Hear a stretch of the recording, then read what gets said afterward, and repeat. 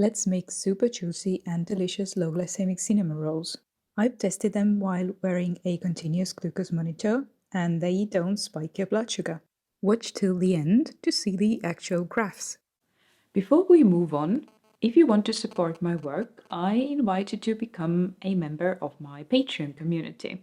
And it's your gain, because every week I post exclusive content that is only visible for the members.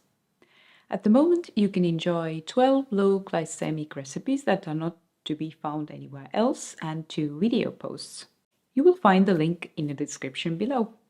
Start by adding water to 2 tablespoons of psyllium husks. Let it sit while you prepare the other ingredients. Then add 1 tablespoon of apple cider vinegar to a cup of soy milk and let it curdle. Let's mix the dry ingredients: oat flour and coconut flour, salt, cinnamon, and baking powder. Combine well and separate any chunks. Add erythritol or any other preferred sweetener to the curdled soy milk and dissolve by stirring. Now pour all the wet ingredients into the bowl of dry and using a spatula mix it well until you have a homogeneous batter.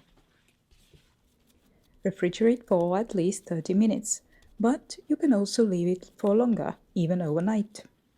Now let's make the juicy filling by combining tahini and peanut butter, salt, erythritol, mesquite, that is optional, cinnamon, date syrup or maple syrup, firm tofu that has been blended with some plant milk, and finally coconut milk. Combine it well. By the way, you can also only use tahini or peanut butter. But remember that you'll need to add more coconut milk in case you opt for peanut butter only, as it's starchier, and a bit less if you choose tahini. My tahini is really runny. Voila! Here's the delicious paste for filling. Now let's roll. Sprinkle some flour on a silicone mat or thicker waxier parchment paper. Place the dough in the middle and cover it with regular parchment paper. Start rolling. This is about 28 per 35 centimeters rectangle.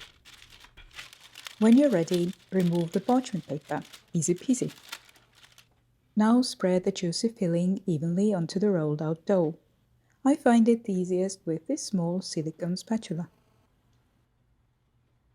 Then slowly roll the dough into a tight spiral, releasing the silicone mat as you progress. Cut the edge off and eat it, of course.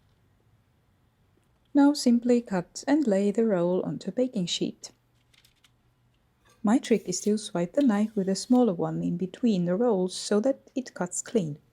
Depending on how thick you cut them, you'll get 10 to 12 rolls. Bake them at 200 degrees Celsius for 25 minutes until golden brown. Let cool a bit before eating. Here you go. They are so juicy and yummy. The tofu and nut butter filling won't let them dry out either. Store them in a container on countertop for a day, for 3 to 4 days in the fridge, and they're good for months if you freeze them.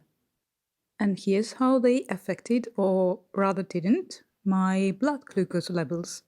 As you can see, the graphs are quite similar, with very stable blood glucose levels.